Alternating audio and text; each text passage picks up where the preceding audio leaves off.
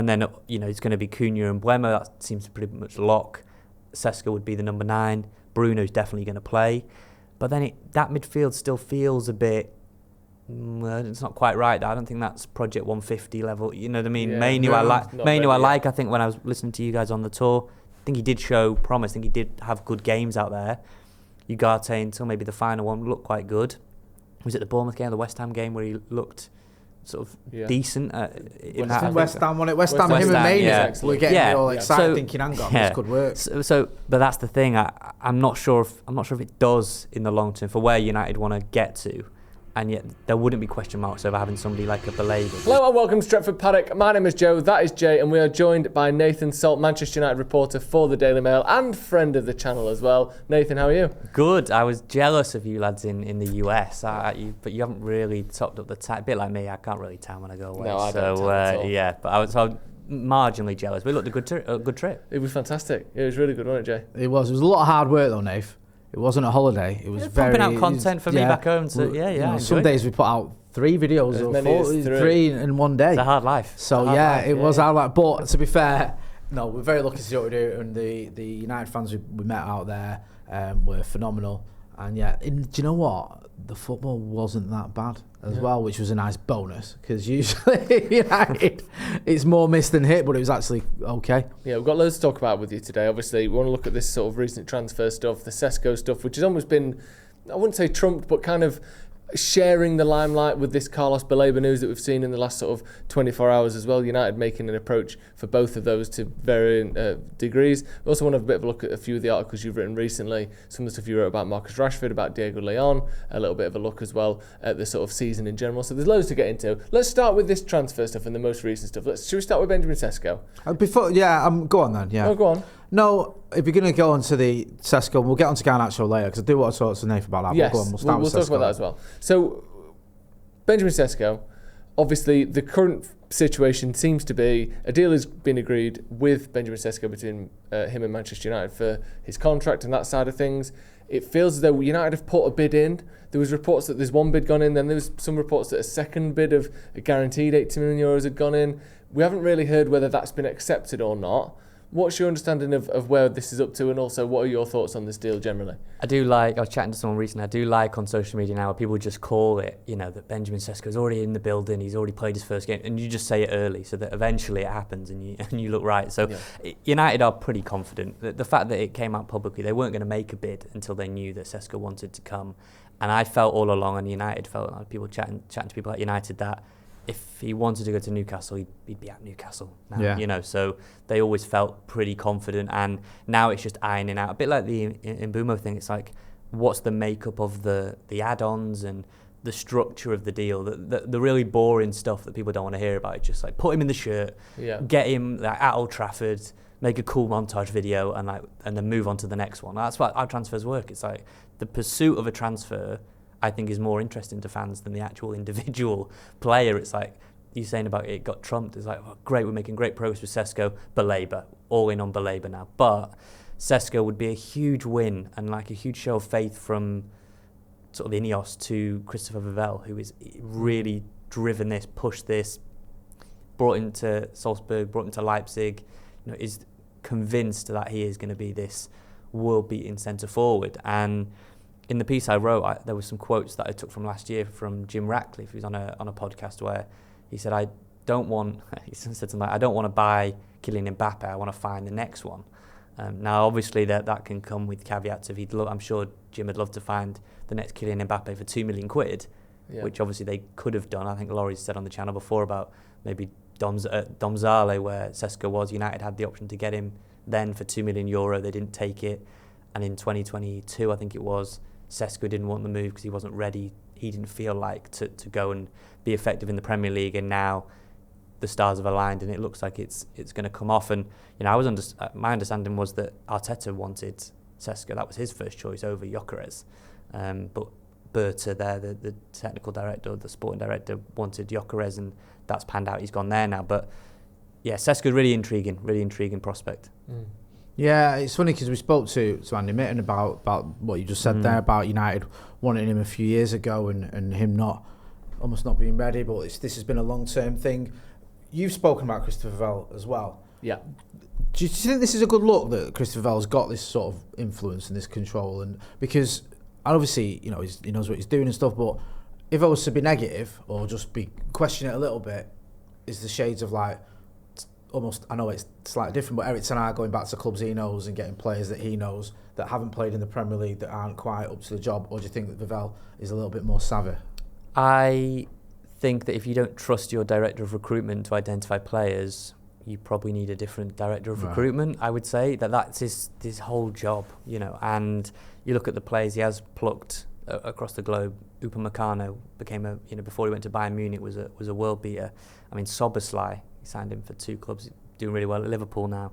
I think he was even involved in getting Enzo Fernandez to Chelsea, and while that might have been a slow burn, he's a top player now for Chelsea. And there's so many others that you could point to, that, and Sesko being one of them, right? So clearly he has shown he's got a track record of identifying good players. Sekou Kone, others in the academy. I know he's working on an interim basis, but maybe we'll get onto it a bit later. But I actually think the recruitment, since he's been maybe involved on an interim basis, now permanent, a lot of the signings are really good bets. You know, Sesko they think is a really good bet. Scored lots of goals, played hundreds of games. Dorgu, as we were talking off camera, a good bet at 20. Yeah. Heaven, a good bet. Now, this isn't all Vivell, this is Jason Wilcox as well, but you've got to, if you're Jim Ratcliffe and Amorim, each person, I think Amorim even said in the US, everybody, I need help, I can't do everything, right? So I need people to do their job well. He wants to coach the players. So someone like Vivell, day in, day out, is just scouting players, travelling, identifying talent. And I would say that really in the Ineos era, I don't think there have been too many misses.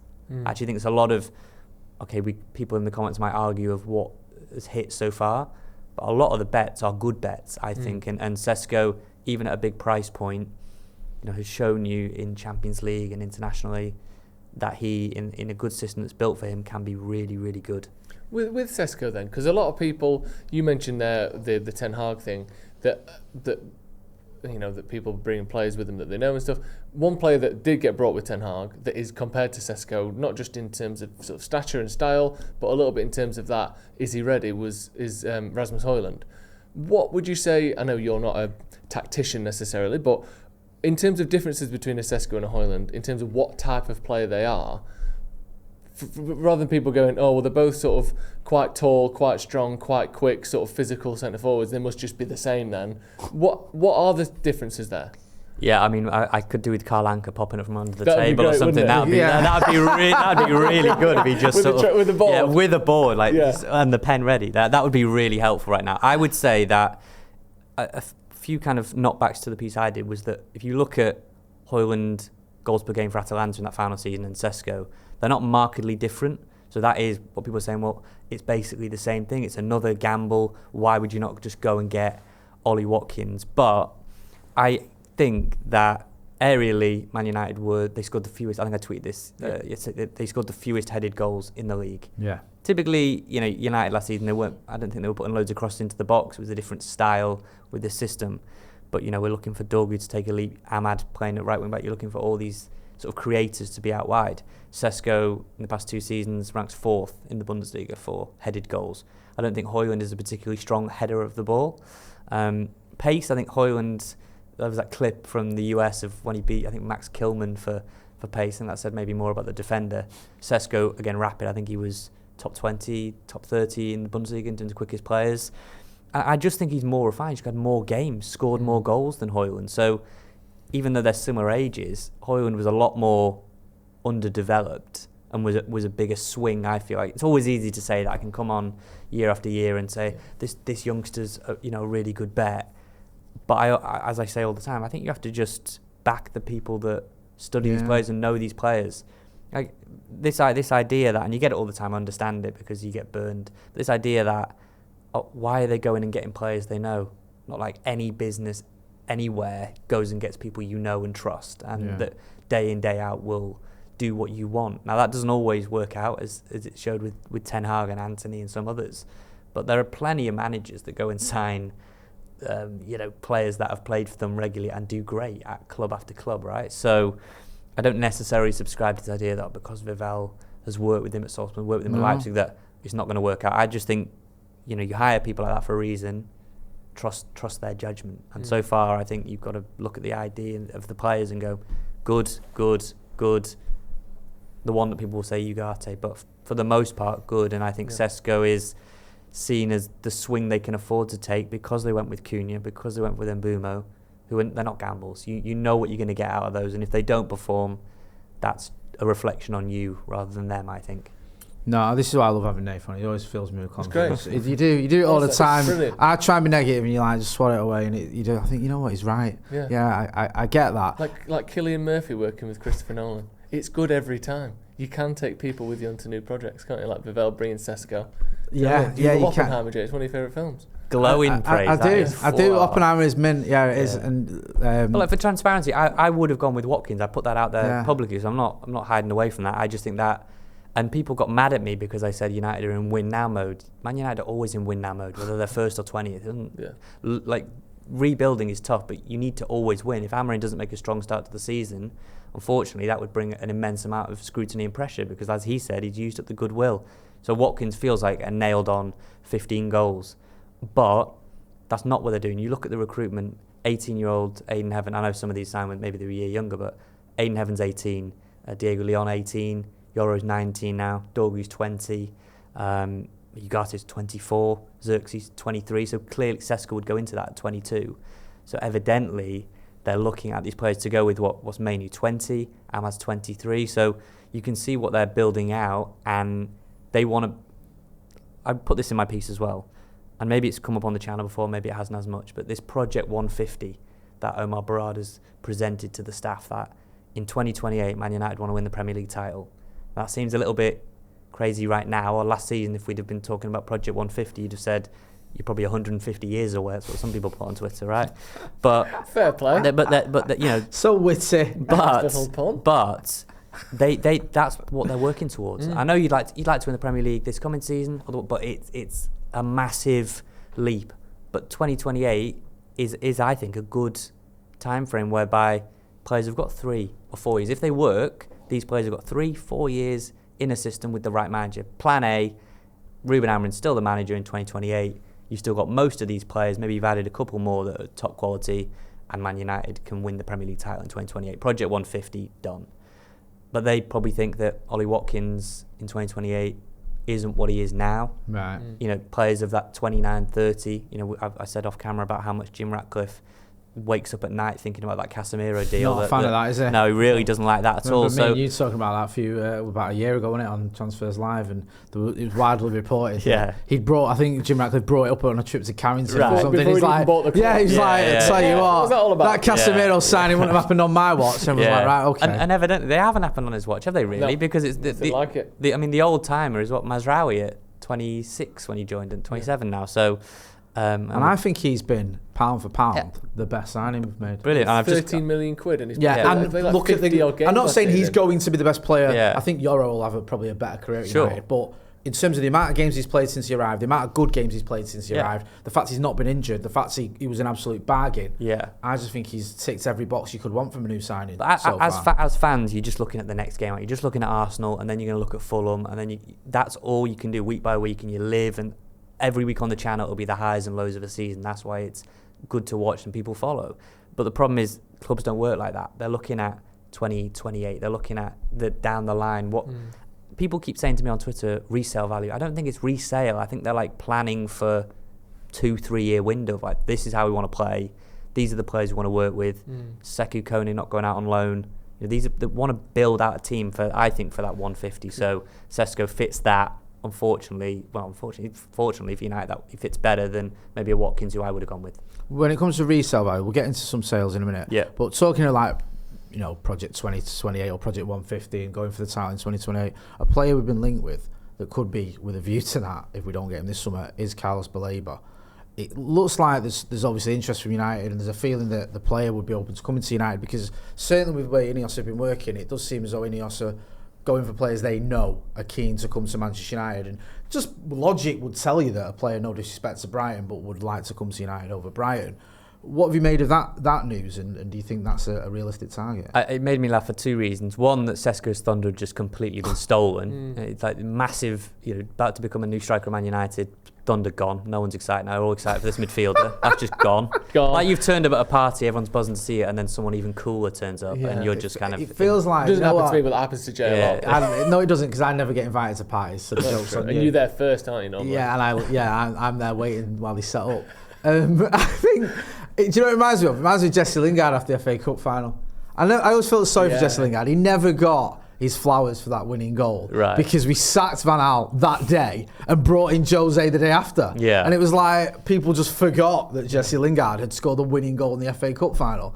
I don't think he got the chance to milk it the way he should have. So I get your point. So that was one reason why it made me laugh, and secondly, it was almost like football Twitter and fans the fans really wanted him, right? So Baleba, he'd be great, he'd be perfect. Almost like they willed it into existence. And Ineos looked at Twitter and went, yeah, that's pretty good. Yeah, looking at all these breakdowns. Don't encourage people on Twitter. These that's threads. It now. People go, wait a minute. And also, we tweeted about Carlos Baleba and then Ineos went for him. And also David Ornstein crediting Indy Kyler, which is there's a whole day which is just very. I think that's the craziest thing I've ever seen. It's one of the most sort of impressive tweets I've ever seen in terms of just the simplicity of it, but just the impact. I can only literally shook football Twitter. I can only dream of having that level of influence. That was like when United announced Ronaldo, because it was so quick. Yeah, it was like the shock factor was like, rah. Oh my god. That was what it, because he did an initial tweet on Steve, didn't he? And then he followed it up. And what made me laugh, right?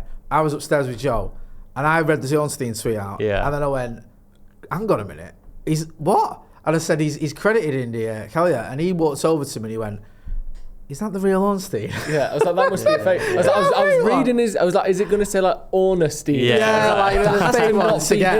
Someone bought a blue tick. I'm going to click on it, it's going to have 200 followers. I was like, it's actually him. Yeah. A bit like that Slovenian reporter who had 100 or 500 followers and then said Sesko's chosen Newcastle. Yeah. And then it didn't transpire. But on Baleba, I was going to say that I was kind of building a team out work. So can you just give us an expected 11 maybe for this coming season? And you can plug in gaps. Dorgu will play at left wing back. Ahmad's going to play at right wing back. I think you could settle really on Yoro, definitely. I put Heaven in there because Martinez isn't quite fit, but maybe Martinez as the left centre back, and you can debate between De Ligt and Maguire maybe. But those are solid options. Most will be fairly consistent. I still think it'll be Onana to start the season in goal. Yeah, I agree. And then, it's going to be Cunha and Baleba. That seems pretty much lock. Sesko would be the number 9. Bruno's definitely going to play. But then that midfield still feels a bit... it's not quite right. I don't think that's Project 150 level. You know what I mean? Yeah, Mainu, I think when I was listening to you guys on the tour, I think he did show promise. I think he did have good games out there. Ugarte until maybe the final one looked quite good. Was it the Bournemouth game, the West Ham game, where he looked sort of decent? West Ham won it. West Ham, him and Mainu were getting all excited, thinking, hang on, this could work. But that's the thing. I'm not sure if it does in the long term for where United want to get to.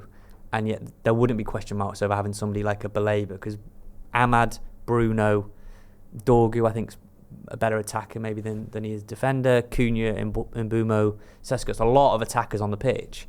And with Casemiro, with Ugarte, sometimes I feel a bit sorry for them that they're so exposed. Having to cover so much ground. And they're not bad footballers, but they're put in bad situations. Yeah. And I think United need to address that. And I think if Amorim, as the reports are to be believed, United weren't saying too much last night when you were asking about what's the situation with Baleba, that Amorim believes that physicality is what's missing in there. Yeah. And maybe Mainu can become more physical.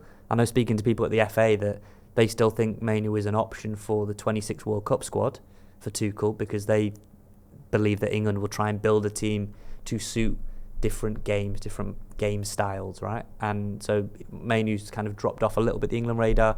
Very much think he could be back in firm contention, but Baleba would just be that bona fide. He'd be one of the best sort of pound for pound players, I think. Even though it'd be so expensive, the room for growth. You've seen what Caicedo's done at Chelsea.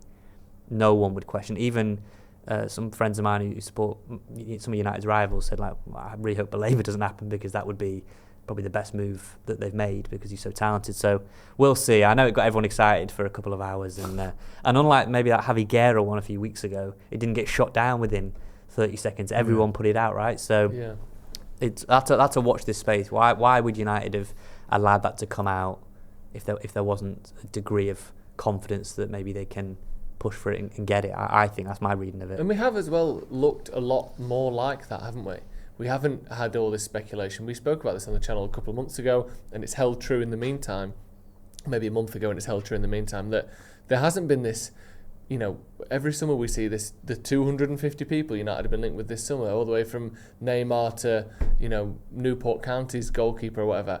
There hasn't been anything like that. United have been linked with, in my mind, maybe 15, 20 players this summer, which is like a lot, and some of them are just nonsense, it's never going to happen. But we haven't had this just endless barrage of unlikely names to be thrown at us from all. It's felt a lot more controlled, a lot less speculative, a lot less sort of rumours.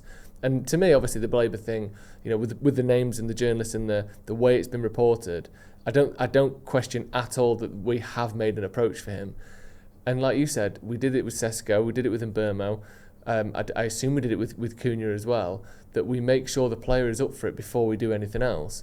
And when they are, that makes such a big difference. I don't know what will happen with Isak, but it feels so much more likely he will leave because he clearly wants to join Liverpool. He clearly wants to leave. If Baleba wants to leave and wants to join Man United, I think that doubles the chance of it happening regardless of what Brighton want to do, because it's so hard to keep a player when their head's been turned. So I don't know, I do feel like there's a decent chance it could happen. This thing as well, quickly I would say that you're talking about United having a link with 500 players. That is one of the fun things when people keep a list. I do enjoy looking back at that, all the players that. So it hasn't been like that. And also, I used to get so many messages like, who are their midfield targets? Like, we don't have any names here. Who are they? And I would go back and say, I don't know. They're not saying anyone. They were pretty clear privately about Liam Delap and some of the other names. And they're not going to get all the targets they were looking at. Don't get me wrong, but most of the targets that you're hearing are really real, basically. You know what I mean? They're real targets. It's not just like, there's a million players in Serie A that they're looking at. The only one that we really heard was Edison at Atalanta, wasn't it?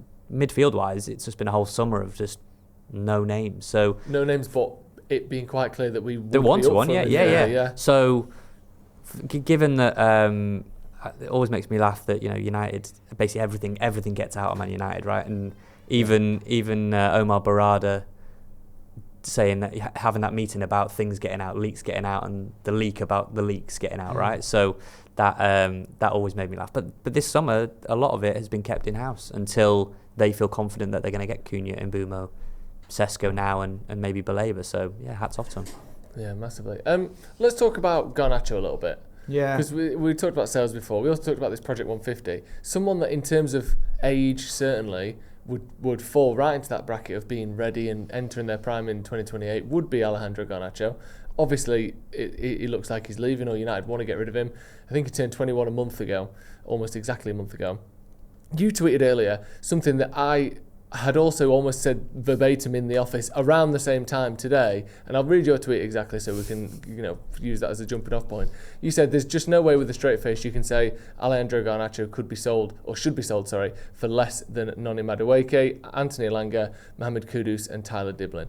I completely agree with you. The one I used was who's the Bournemouth defender that's just agreed to deal with PSG, Zabani, for 55 million quid. And I know he's a good player, he's a talented young player, 22 years old I think he is. But Garnacho is a forward, which instantly should be the most kind of lucrative position on the pitch, or attackers cost more than defenders typically. He's playing for Manchester United, which I know there's all this sort of is in the bomb squad and all that. But he's a 21-year-old attacker who has got a lot of experience, scored a lot of goals, and is somehow we're begging Chelsea to give us 40 million, and the rumour has it they think they can get him for less. That's crazy to me. I stand by that. I daren't go to the replies yet. It's I've no, seen I mean we the can numbers see a couple on that. of them. They're not bad. They're not bad. Okay, that's all right. That's all right. Because Yeah, we'll probably get onto another tweet of mine that was a lot worse. Yeah. But this one, I stand by that. I think Tyler Diblin probably go for 45 plus add-ons, 50 maybe. Madueke was 53. Kudus 55 million. Elanga 55 million. Elanga, great season at Forest. Who's on there? Dibbling, United liked for a while, and then have gone for more ready-made products. That's fine. Madueke is all right. Had that great game at Wolves when he slagged them off on Instagram, but apart from that, can't really think of many highlights. And Kudus, everyone in the replies is saying Kudus is way better than... He's playing in a market with respect to West Ham that you don't get scrutinised anywhere near. He will have had bad games, you just don't hear about them. Yeah. You hear about the good games because everyone wants to be praised when you score twice or assist. Garnacho, I honestly think that, to a few things, United... to a degree, have tanked his value. Because it's been made clear. Chris Wheeler reported at the time that Amorim said to him in the dressing room in front of the other players, "You better pray you find another club to take you." Not massively helpful from a negotiating position. I understand that. And then on the tour, he doubled down. It just doesn't work out. Sometimes it doesn't work out. He's not a bad kid. It just doesn't work out. You've got to move. So teams know that. They know you need to raise money because how are you going to fund? Not just the deals that you've done, because United claim they can do those. A great piece on The Athletic about that, but they want to do more and more business, right? So you need to get these people out the door. I just think in a World Cup year, why are you just giving people away for... If United sell Garnacho for like 30 million, I think that is an absolute travesty.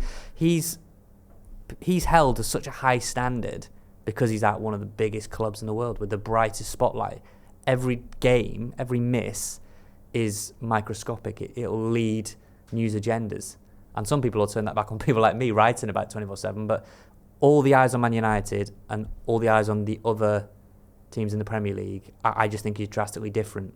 When Rashford went to Aston Villa, he did okay. He played well in that PSG game, but overall he did fine. Yeah, I agree. But if you put in those same performances at Man United, he'd have been criticised to the high heaven, really. Yeah.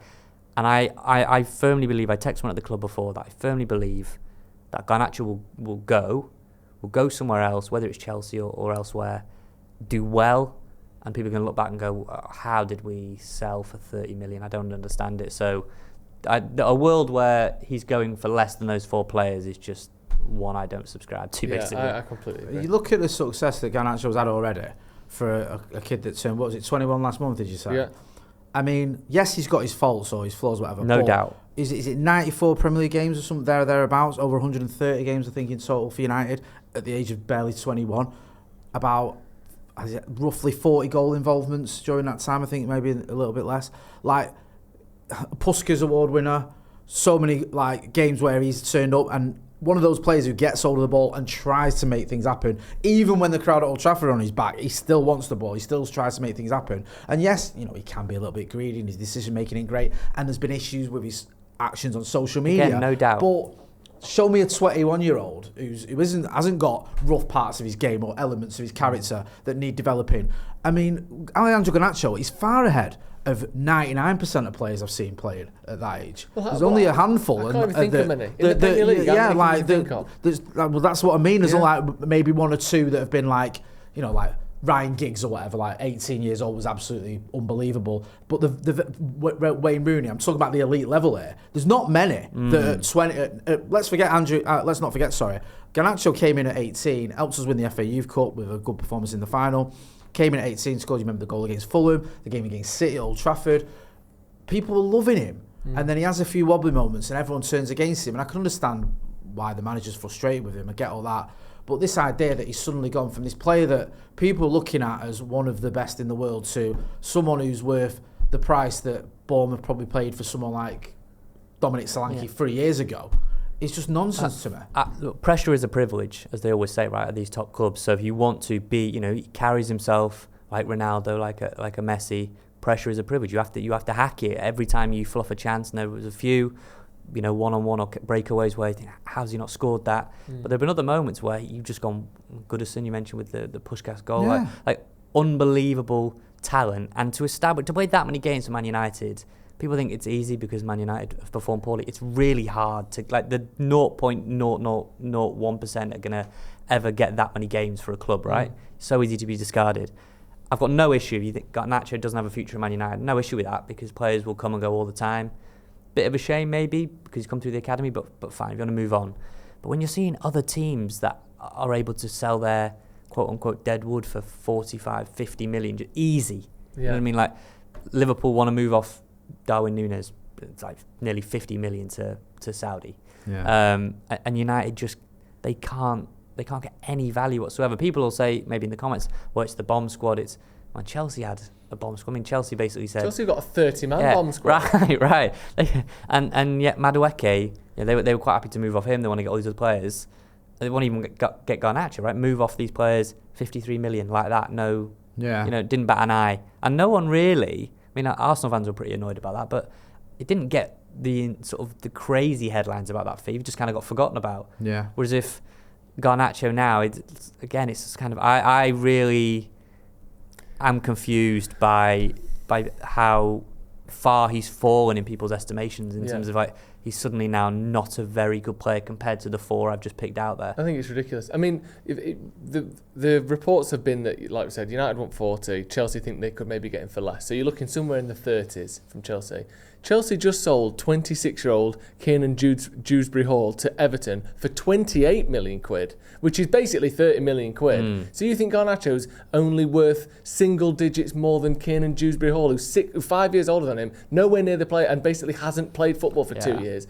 Those two players should never be in the same ballpark in terms of. It's absolutely absurd. Why do United want 40 million for him? Well, I think that's the insane bit. Not that Chelsea want to pay 30 million. United want 40 million. But here's the dilemma now that fans, I'd be interested to know, because you have that dilemma now where the manager doesn't want them around. They had to turn up to training to Carrington after the first team squad. So you've got no business. If they're still there after the window, there'll be a duty of care. Came out around the Jadon Sancho exile, the PFA. You can't just not give them coaching, and you can't just give them a bag of balls and some cones. You've actually got a duty of care there. You know what I mean? And so if they're still there after the window, let's see where we are. But in a World Cup year, I think clubs have leverage, not the players, because are you going to risk just not playing for 6 months? Would you gamble and say, you know what, I'm not selling Garnacho for 30 million to Chelsea. I'm not doing it. They're going to be a top 4 rival for United. We're not doing that. So we'll keep you until January. You're not going to play, and your Argentina chances are just going to get tanked. So we're going to wait.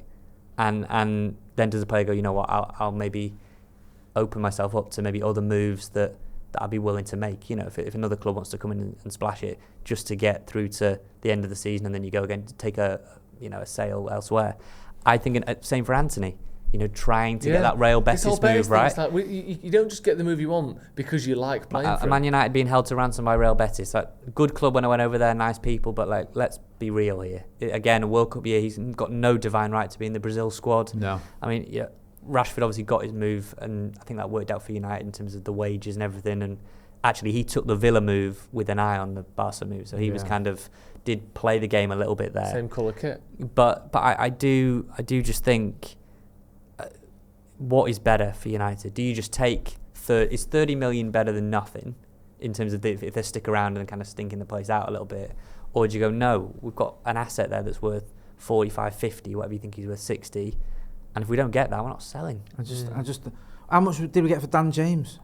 24 million. Jesus, I mean, I get your point, and I understand it. Like the whole coming into training after the manager's gone, it's awkward. Awkward and slightly ridiculous that we're in that situation. But also, I just feel that he's worth a lot more than that. Yes, I know he's academy product. I know we got him from Atletico, but he's still, you can spend a lot more money than what you get for him and all the rest of it. But what sort of a message does it send out to everyone as well? What sort of message is that? United have got this thing now under Ineos where we're not going to have our pants pulled down. So when United used to pick up the phone under Woodward, you'd go, we want 80 million, and then you'd put the phone down, you'd wait 2 weeks, and then United would go, we'll give you 80 million. And it's the whole thing now of like, we ain't doing that anymore. We are going to play a little bit more hardball. I know you could argue that we sort of edged towards basically what Brentford wanted from Bruno, but it does feel a little bit differently. But if it comes to the selling side of things, and you're just going, you've got one of the best young players in Europe, basically, for his age, 30 million, go on then. Yeah. It doesn't, even with all the things you mentioned, it doesn't sort of set a good precedent, does it? And it just probably makes clubs think, United aren't serious about signing players. When we want their players, we can just lowball them. Yeah. And players might think, I can spit my dummy out, I'll get that move. So I think United should dig in. I do. I think we should be aiming for me, Alejandro Garnacho, he's got to be a 50 million quid. Got to be. Like, if Elanga's 55, and I know Newcastle have got dough and that, but come on, man. Like, I've watched both Elanga and Garnacho from a similar age, right from the academy. to the sort of early 20s or whatever, and they ain't in the same calibre for me. Garnacho's a better player. I know Elanga's probably had a better season. Well, he has had a better season at Forest, but he's just Garnacho's ceiling is so much higher than Andy Elanga's. It absolutely seems insane to me. This. Yeah, I completely agree. Let's talk about Rashford a little bit more. Then you mentioned it before. Here we go. Now we can get the tweets out. Yeah. There was well, we're sort of hinting at it. There was a little bit of controversy. Would you say? A little Is bit. That the right word? A little bit. You're not someone I'd associate with controversy. That's a Garnacho level underpay right there. There you go. Yeah. We've sold you for 30 million when really it should be 60. Yeah. There's quite a lot of controversy around a couple of tweets, or a tweet in particular that you did about Rashford and his. It was essentially his comments about Manchester United in that Barcelona press conference. Sure. So what a lot of people had reported, and actually maybe it's more fair to just kind of tee you up and let you talk about this. Yeah. So set the talk scene, us through maybe. What happened, where you were, and how this all unfolded. So I'm out in Barcelona. Obviously, most of the guys are on tour. So there's the only other British reporter there, Gary Cottrell for Sky. He's sort of down one side with the cameras. I'm with he's trying to get some controversy. He's probably looking for the controversy you accidentally got. I'm on basically the side, so where Rashford was facing, I'm like to his left, with all the Spanish reporters. So I'm speaking to them. They're asking me about what's been going on, and I'm like speaking Spanish to them, and also like listening to what he's saying, because a lot of them were struggling to get their questions into English, right? Because he was only obviously answering in English, and each thing wasn't being translated. Or some of his answers were being translated, but their questions weren't. So they were just like checking, and I was like helping them out. So I listened to the answers, and I wasn't going to get a question. I didn't think I would. So I'm filming and doing all these other things. Again, people didn't want to hear this when it all went belly up, but I was half listening to his answers, because again, I'm just going to sort of go through it later as part of this big piece, Marcus Mania, that I wrote, and really positive piece that actually didn't end up getting read that much. But so I wrote this big piece about Marcus Mania, but I was just going to add the quotes in later. So I'm half listening, and his answer starts off with him, obviously you can see on the live stream, he said, I don't have anything bad to say about Man United. Goes on to say, I've kind of moved past that, no bitterness. It's quite a long answer. I think even you guys put the whole thing out. When I looked at it, it was quite long. But it starts with, I don't have anything bad to say about Man United, something. And it ends with saying, I don't have anything to say about Man United, I wish them all the best. So like I'd heard that part at the end, or that's the bit that had actually stuck as I was doing other things. Tweeted that out, didn't even think anything of it, to be honest. I wasn't going to be live tweeting the whole thing because it was being streamed. And anyway, press conference finishes, and all's well, chatting to Rashford camp, it's all fine, hunky-dory. Check, I've got like 500,000 impressions on a quote, like that's like not in any way interesting. It's just the most innocuous quote. I have a very small account. It's like 500,000. I'm like, that's not good, is it? That's, if we're honest, the odds of those all being than Nathan. I'm like, if everyone's like, wow, that's really interesting, that quote. Thanks, Nath. Like, appreciate that, man. That's not good. I was like, I just was sort of stood outside the new camp store, like, this isn't good, is it? You know what I mean? And just like heading back to my hotel, like, I don't even want to look, to be honest. Like, that number's like 505k. I'm like, that's not good. And then my phone is just like going nuts, and people are texting me like, oh, like just ignore it, it's fine. And I'm like, I'm getting all these DMs like, don't listen to him, man. Like, it's all fine. And then like my message requests are just like insane. Just like people saying like, I thought you were a good guy. You're just as bad as everyone else. Like, mass unfollowing of this guy. Everything's going off. I'm like, I don't even know what has happened. Get back to my hotel. Jesus. I'm like, get back to my hotel. It's up to like 600k or something at this point. I'm like going through, and I'm just getting flamed. Like everyone's like, you've got this agenda. You're trying to play. All like, Rashford fans who think I'm like trying to frame it badly, because the end answer is the very, very similar, right, to the first one, except for the word bad. Yeah. So you look at maybe, I don't have anything bad to say about Man United. It's a pretty good answer. I don't have anything to say about Man United. Some people think that's really negative, even though the end of it was wish them all the best. I thought it was fairly innocuous. If you saw it live, it was not a big deal. Clearly, Football Twitter did think it was a big deal, and I was getting flamed left and right. A picture of me and Adam McCullough. Which is a class pick, which I look about 2'2", and Adam looks about 10'5". It's you two in Bilbao. It is phenomenal. I mean, but like all the replies I was getting were like, even on the back of that one, people were like, man, you've got to dress a lot better. Like some of the people like flaming me about the thing. It's like, your fashion's got to change, man. Like, really? Let this be a lesson. Life advice. I'm like, I'm getting flamed and I'm getting life advice at the same time. But anyway, so this tweet got massively And I think what I was trying to explain to people, and I kept biting back at people just to explain, like, that's what you said. I was in the room. I thought you were better than this. Why are you fake quoting and all that? I think, like, I didn't have any agenda whatsoever. I just I just heard it, tweeted it, didn't think it was a big deal, and evidently Football Twitter did think it was a big deal. So to clarify what the sort of confusion, I know you've mentioned it there, but I think so people thought that you were misquoting the start of the his answer. Yeah. I'd taken out the word what bad. you had actually done was accurately quoted the end of the answer. Right. So people were going, you've left out the word bad on purpose to make Rashford say... To make him look bad. Yeah. And that hadn't happened. You just quoted a different part of the interview than the one they thought you were quoting. I like to think people have either seen me on here or like seen my stuff for Academy Games or any of my like TikTok, and I'll reply to a lot of people. I like the engagement because I know that quite a few journalists won't have the time or won't have the energy to engage with fans, right? So I try where I can, and I thought that people that I had engaged with to sort of switch up, thinking I've got this like massive agenda. When I mean, is that the impression I'd given people at that point? I didn't think it was, but hey, it was just a welcome to Football Twitter and get a lot of life advice. But yeah, when I saw when you come out, you're like 500k, you're like that's not good. It was insane because. But I know all of you and all of my friends. You were all laughing when some of the flames were funny. Let's be honest. It was so hard not. The roasts were good. It was so hard not to retweet someone because you're my mate. I didn't want to retweet. I thought I can't. But you wanted. There was a temptation. The poor lad's getting it from all sides in a minute. He doesn't need me encouraging it, even if it's pretty funny. But no, it was weird because I've noticed that a little bit.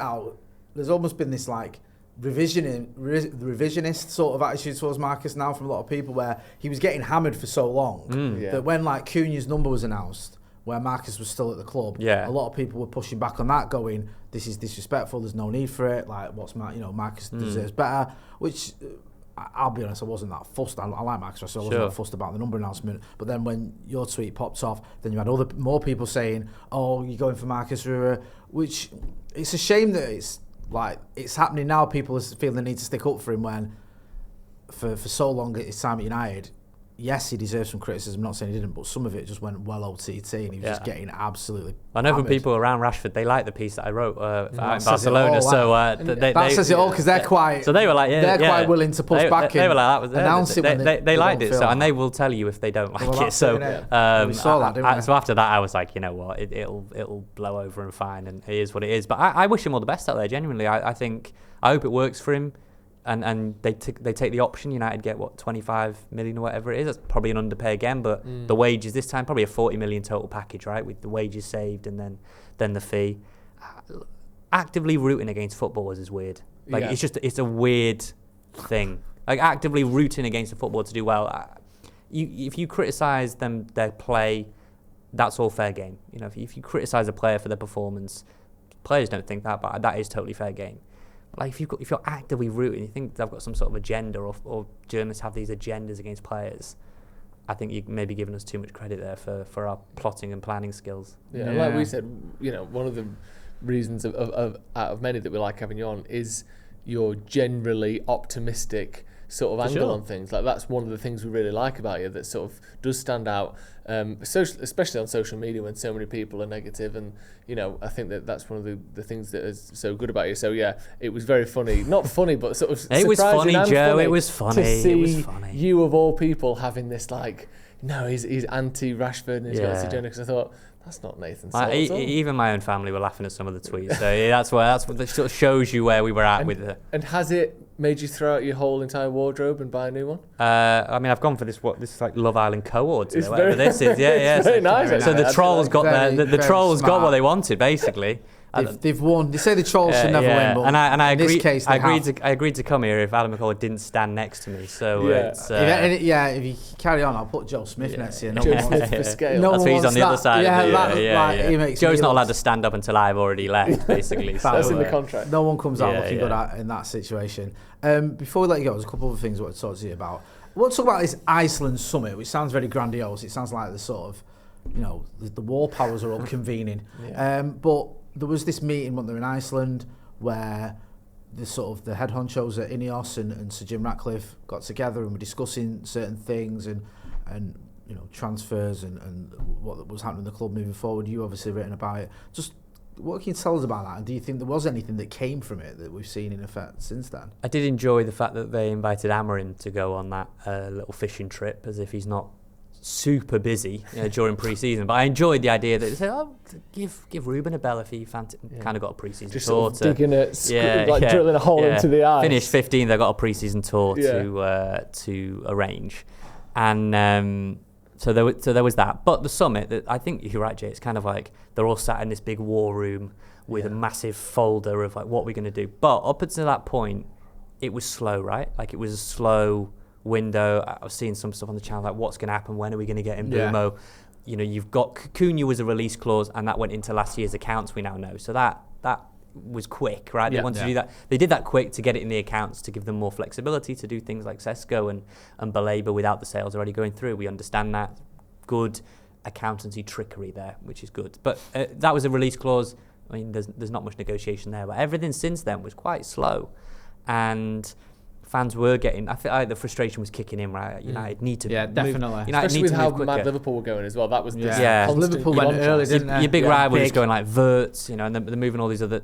But United, since that summer where Ratcliffe, Barada, Wilcox, clearly transfers was high on that agenda. And what are we going to do? What is the plan, basically, Vivell? What are we going to do here?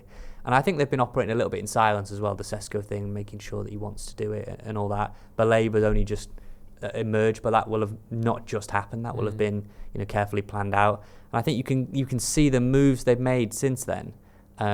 It's not all on the Iceland Summit. That's definitely accelerated things. I think Jim can be quite impatient, so Jim Ratcliffe can be quite impatient at the best of times, and maybe he thought he was going a bit too slowly when Chelsea and Liverpool and Arsenal are making these moves.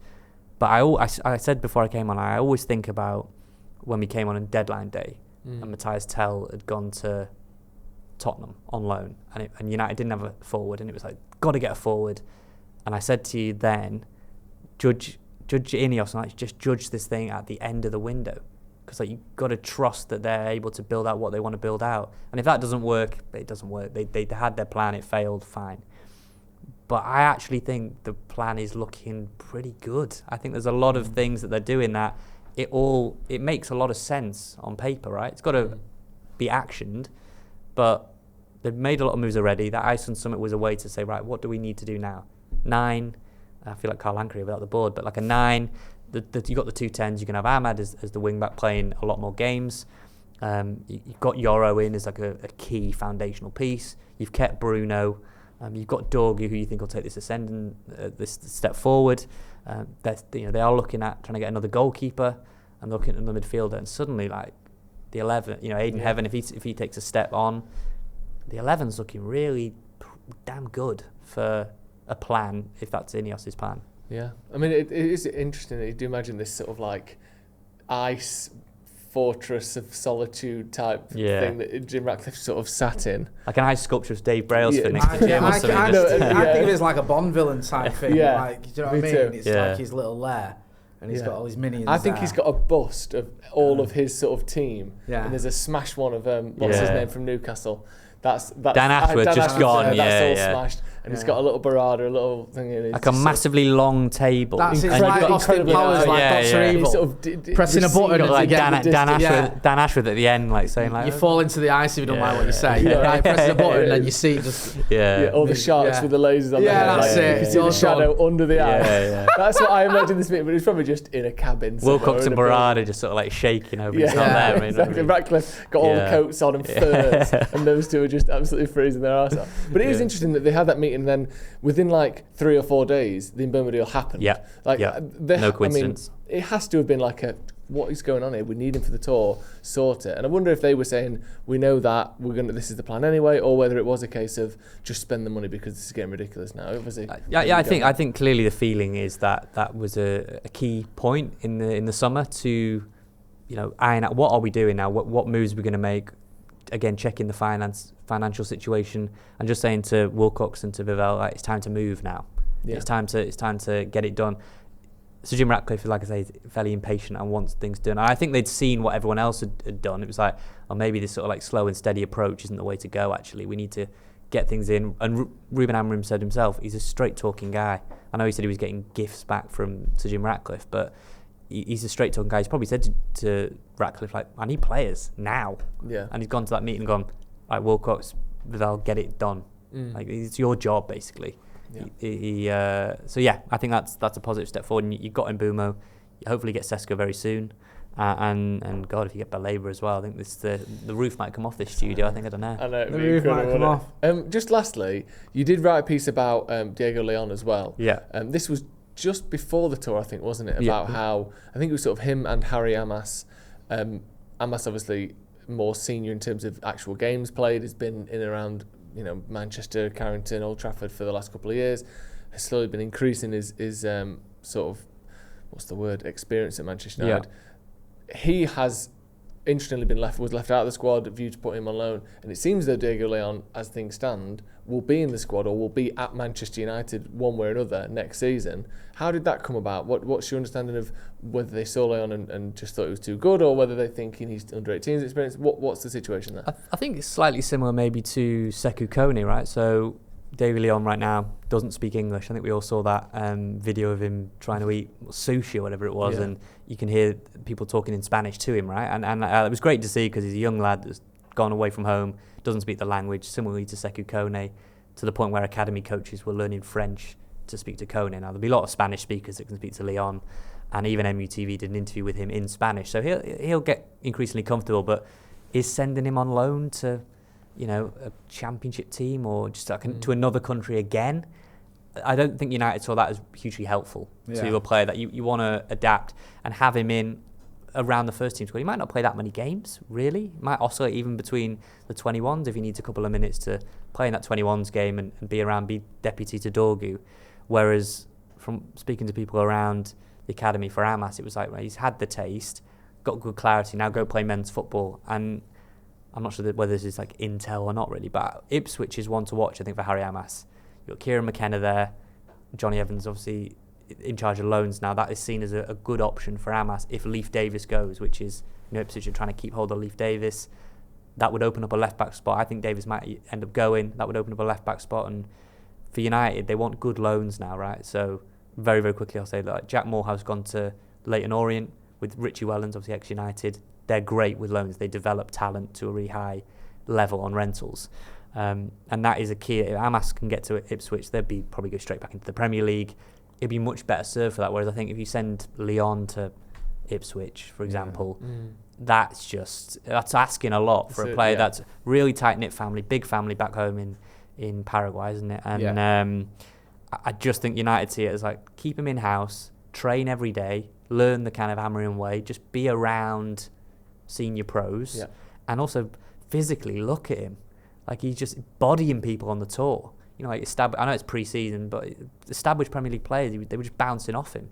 So if he can take that step into, he might just be a surprise package. I know one person at United that I spoke to said, you just don't know. Expecting Dorgu to take that leap, but what if Leon takes this mega step forward? If he physically is there, it's just tactically and sort of where his game is at a young age. We'll see, but I think most importantly on him, he's moved his entire life here, doesn't speak the language. I'm not sure what sending him out again would have done to help him bed in. Great. No, it'd be interesting to see how it pans out. And like you say, there's obviously it's a little bit unknown, but certainly a talent there. I think we can all agree that. And physically, like you mentioned, it's pretty impressive for a kid. Is what 18 is it? So we're trusting the process. Is what every time you come on this channel, by the time you leave, I trust Amorim, I trust the process, I trust Vivel. I trust it all, man. It's going to be okay. That's what I said. It's going to be okay. We hate Rashford now. But and my old-fashioned sense that's in the past. I would say lastly though that the one thing that really struck me when I was writing this Sesko piece was that there was a mini crisis at RB Leipzig when Christopher Vivel was there, and they said, "How do you fix it? How do you turn this around?" And he said, "I've got no worries because we have good players, good manager, and a good plan. And now we're about to see, aren't we?" That's what I wrote. That now we're about to see if United got good players, good manager, and a good plan. So we'll see. We'll find out. Right. Thank you very much, Nathan. As always, absolute pleasure having you on. We'll put the links to all of your social media and recent articles in the description. So if you want to check those out, make sure you do. Thank you, Jay, of course, as always. Thanks, Joe. Thank you for watching at home. This has been Off the Bar. We'll see you in a bit.